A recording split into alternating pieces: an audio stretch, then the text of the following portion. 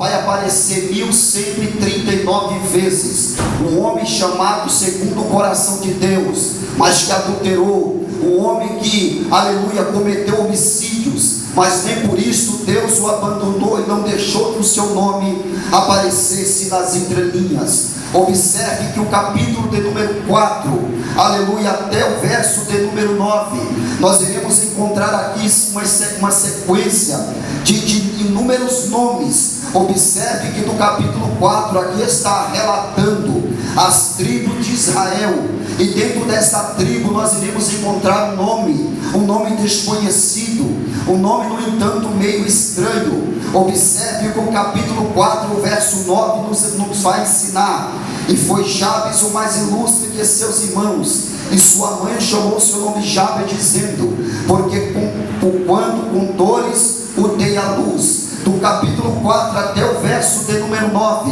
nós iremos encontrar 44 nomes. E quando chega no nome deste moço chamado Jabes, aleluia, o autor sagrado, ele vai fazer uma pausa, ele vai parar, ele vai refletir, porque algo lhe chama a atenção. E eu quero que os irmãos aprendam algo sobre a história, sobre a vida deste garoto. Observe que o nome Jabes é um nome hebraico, que traduzido para os originais quer dizer aquele que causa dor, ou causador de dores. Observe que quando este capítulo, ou quando este contexto bíblico foi escrito, observe que era necessário que as crianças que nascessem nesta época fossem do sexo masculino, visto que nesta época em que esse texto foi registrado, não havia forças armadas, não havia forças de segurança. Portanto, era necessário que as crianças que nascessem naquela época fossem do sexo masculino. A segunda informação que nós encontramos aqui neste capítulo de número 4 é que bendito seja o nome do Senhor. Toda mãe, quando engravidava, quando ela estava prestes, quando ela sabia e tinha notícia que estava grávida, ela orava mais ou menos assim, dizendo: Deus de Abraão, dá-me um filho homem. Bendito seja o nome do Senhor, visto que os pais naquela época adquiriam terras, adquiriam as suas economias, por não ter forças armadas nem forças de segurança. Aquela criança, quando nascia do sexo masculino, ali estava garantido a segurança da terra, da economia, porque esses garotos se tornavam homens, e se tornando homens, eles seriam defensores daquilo que a sua família adquiria. E eu chamo a sua atenção, observe que Jacó na Bíblia foi um homem muitíssimo abençoado. Jacó teve 12 filhos homens, bendito seja o nome do Senhor. E filhos nesta época era um sinal da bênção, da misericórdia e do amor de Deus sobre determinada família.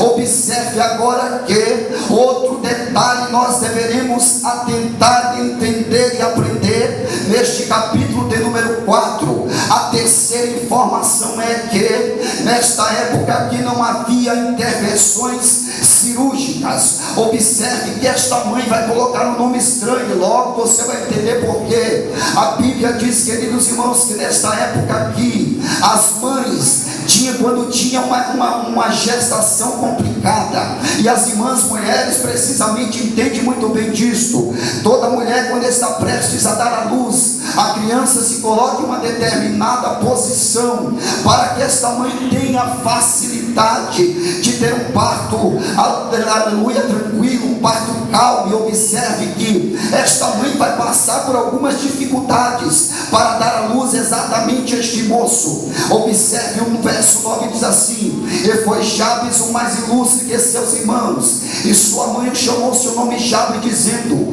porque quando com dores o dei à luz. Observe que toda mãe nesta época aqui, quando ela dava à luz, a alegria dela era pegar os seu filho no colo, beijá-lo e exatamente dar um nome. Observe que a questão de dar nomes para a comunidade judaica era algo precioso. Toda a família judaica bem instruída jamais colocaria nomes em seus filhos com conotações negativas, como por exemplo tristeza, má índole, tristeza, peste, alguma coisa que denominasse um nome estranho. Segundo a cultura judaica, um bom nome trazia bons ares para determinada pessoa que era dada um nome. Segundo para eles, um bom nome comprometia todo o seu futuro. Observe que Jacó, quando ele nasce, a palavra Jacó quer dizer aquele que agarra o calcanhar. Preste atenção, a Bíblia diz que aquele que agarra o calcanhar. Observe que Jacó vai crescer. Jacó, quando chega na maioridade, quando ele atinge os seus 17, 18 anos, a Bíblia diz que agora Jacó, com um nome esquisito, com um nome estranho, ele começa agora a fazer jus ao seu nome. Ele começa agora a enganar. Ele toma a bênção paternal do seu irmão, a bênção da primogenitura.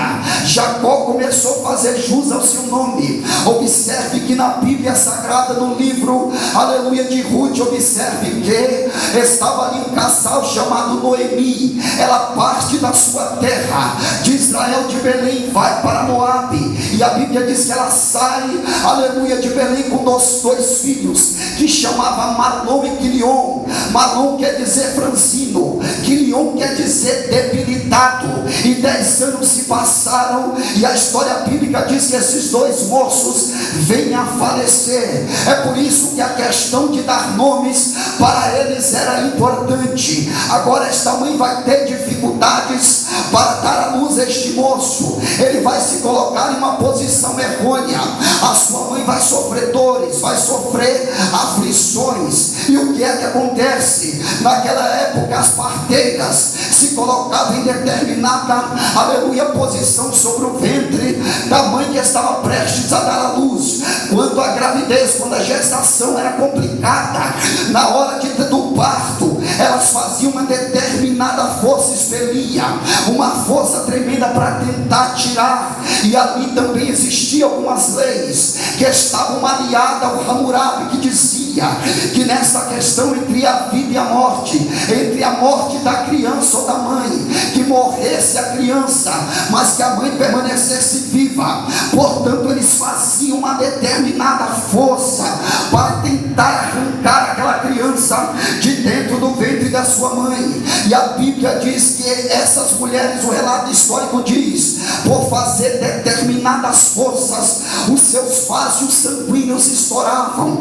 E é exatamente esta agonia, esta dor, esta aflição que esta mãe vai passar. E a Bíblia diz agora, quando esta criança nasce, observe que ela agora vai pegar em seus braços, não com alegria, não com júbilo, não com satisfação, mas pelo fato de passar por aflições, ela pega esta criança e dá um nome estranho, dizendo, aleluia, e chamando, colocando o nome dele Jabes, que quer dizer causador de dores. Esta mãe teve algo interessante que a medicina atual chama de, aleluia, depressão pós-parto. Ela não teve alegria de acolher, mas ela teve um sentimento de renúncia.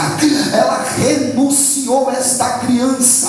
E a Bíblia vai dizer agora que ele nasce, ele cresce, ele vai se tornar um adolescente.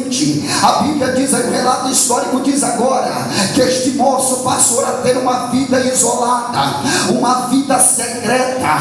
Bendito seja o nome do Senhor. As casas dos hebreus desta época aqui, as pessoas conviviam com animais. A casa era dividida em algumas peças, animais e pessoas conviviam juntas. E a Bíblia, o relato histórico diz, não se sabe o local, o tamanho, talvez um quartinho 2,5 por 2,5, com uma cortina, não se sabe de que material foi feita.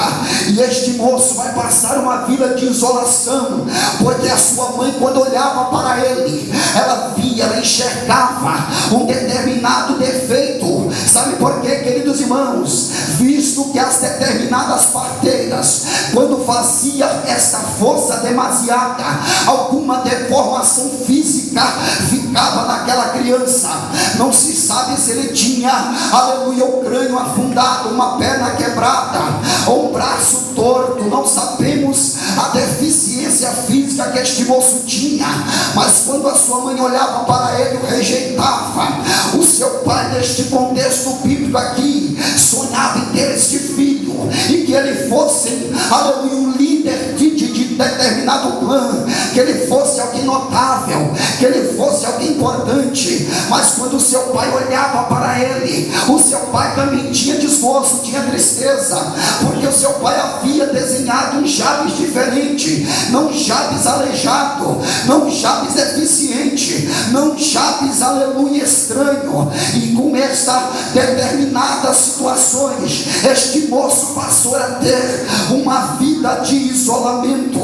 Aleluia, a Bíblia diz que ele agora vivia isolado, escondido. Ninguém da sua comunidade falava com ele. Algumas informações importantes eu quero, aleluia, deixar para os irmãos aqui. Jabes não tinha a alegria que você tem de à noite ou pela manhã, ou em algum feriado, em algum momento festivo, sentar na mesa, compartilhar a refeição olhando nos olhos do pai e da mãe. Ele não tinha este direito. A refeição que era dada para ele, colocava assim uma tigela, jogava por baixo daquela cortina, porque a mãe e o pai isentava olhar dentro dos olhos deste moço. Jabes tinha facilidade de esvaziar locais. Se fosse ele que estivesse pregando aqui esta noite, só estaria ele e as cadeiras vazias. Jabes, com 18 anos de idade, talvez com a idade que você tem, não tinha os sonhos e planos que você tinha, tem. Sabe por quê? Porque ele olhava para a situação presente da sua vida e ele sabia que ele andava na contramão da sua cultura. Um pai de família, neste contexto bíblico aqui, jamais daria uma filha para namorar alguém com nome esquisito, estranho. Aleluia, nenhum pai de família iria deixar sua filha casar-se com um homem que tinha um nome causador de dor. Ele andava na contramão da vida. A cultura do seu país o condenava, o rejeitava. Jabes não tinha sonhos e projetos que você tem, mas Deus te trouxe aqui esta noite, porque Ele tem uma obra poderosa na sua vida. Deus te trouxe aqui para te dizer, jovem, aproveita esta liberdade, aproveita este momento oportuno que Deus está te dando para você. Talvez a tua história seja parecida com a deste moço. Aleluia, talvez alguém da tua casa te rejeita, porque você é crente, porque você tentou mudar de vida. Mas Deus me traz aqui esta noite para esta igreja para te dizer: o caminho da vitória é este, o caminho do milagre é este. Permaneça na casa do Eterno, adorando e bendizendo o nome dele, porque uma grande virada irá acontecer na tua vida.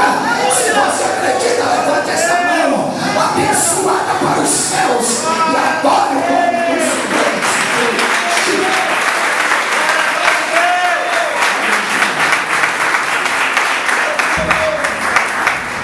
Glória a Deus.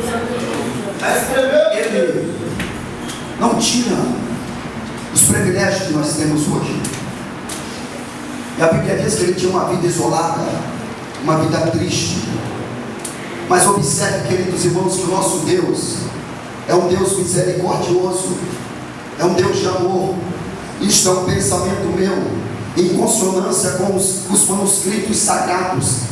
Talvez na sua comunidade, onde ele convivia e vivia, alguém soube da notícia que havia um garoto desprezado, que havia um garoto que precisava ter uma reviravolta, uma virada maravilhosa, como o hino que vocês cantaram aqui esta noite. E Jabes era um moço com este pensamento, embora vivendo essas calamidades, estes dias ruins, estes dias maus, ele sonhava em dar, em algum momento da sua vida, acontecer algo excepcional, acontecer algo de bom. E a Bíblia diz agora que um ancião da época sabe da notícia, toma conhecimento da determinada história de Jabes e se aproxima dele, vai fazer uma visita para ele, vai tentar injetar alguma coisa de Deus na mente deste garoto. O que vai acontecer, meus irmãos? O relato histórico diz que talvez este ancião faz uma visita para ele e começa a tomar conhecimento disto, e tem um diálogo com Jabes, e determinado ancião disse: olha, moço, e Jabes conta a sua história, conta a sua realidade de vida para ele, e este determinado ancião lhe diz: olha, eu conheço alguém que pode mudar essa história, aleluia, da sua vida. Eu conheço alguém que pode te arrancar deste calabouço e te colocar em um lugar de destaque. E Jabes começa a se animar, porque ninguém se aproximava dele para dar uma palavra de ânimo, para dar uma palavra de motivação para ele. As pessoas que se aproximavam dele só tinham ele como coitado, como Zé Ninguém, mas não tinha coragem de estender a mão. Bendito seja o nome do Senhor. É essa a realidade de vida de alguns jovens, de algumas pessoas que vivem na casa de Deus. Você só encontra pessoas para apontar o dedo para você, para mostrar os seus defeitos, para acusar, aleluia. Mas Deus nessa noite te diz: eu te conheço, eu sei quem é você, eu conheço o teu endereço, o teu CPF, eu conheço os pormenores da sua vida. Fica tranquilo, jovem, bendito seja o nome do Senhor. Deus está no controle, na direção da tua vida. A tua história não vai ficar como está. A qualquer momento a misericórdia do Eterno vai ser manifestada na sua vida.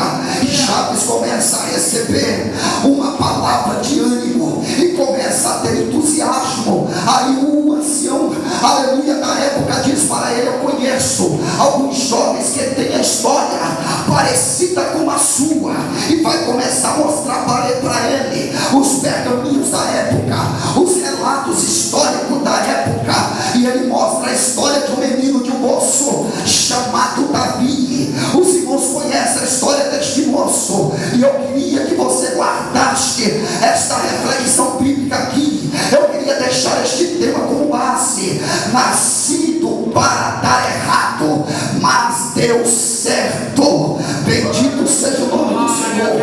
Nascido para dar errado, mas deu certo. Levante a sua mão, por favor, porque eu sinto algo de Deus aqui nesta casa, e eu quero profetizar na tua vida.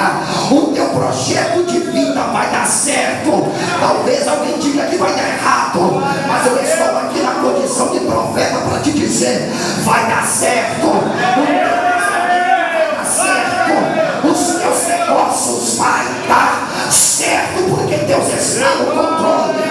Talvez alguém te amaldiçoou, talvez alguém disse para você no início da caminhada que você não teria futuro, que você seria mais um, mas eu estou aqui para te dizer: você serve ao Deus poderoso, que tem poder para intervir, e Ele está dizendo: o teu projeto vai dar certo.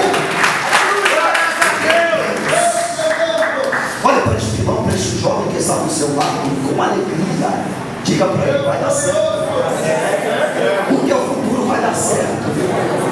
Os teus projetos vai dar certo. Vai, porque Deus está, aleluia, lá no controle da situação. Bendito seja o nome do Senhor. Aí ele diz: eu conheço também Jabes, um moço que tinha um futuro incerto. Eu conheço também, garoto, alguém que tem uma história parecida com a sua, fadada ao insucesso, ao fracasso. Aí Jabes diz: mas quem é este? Aí ele vai relatar a história de Davi no capítulo 16 de 1 Samuel.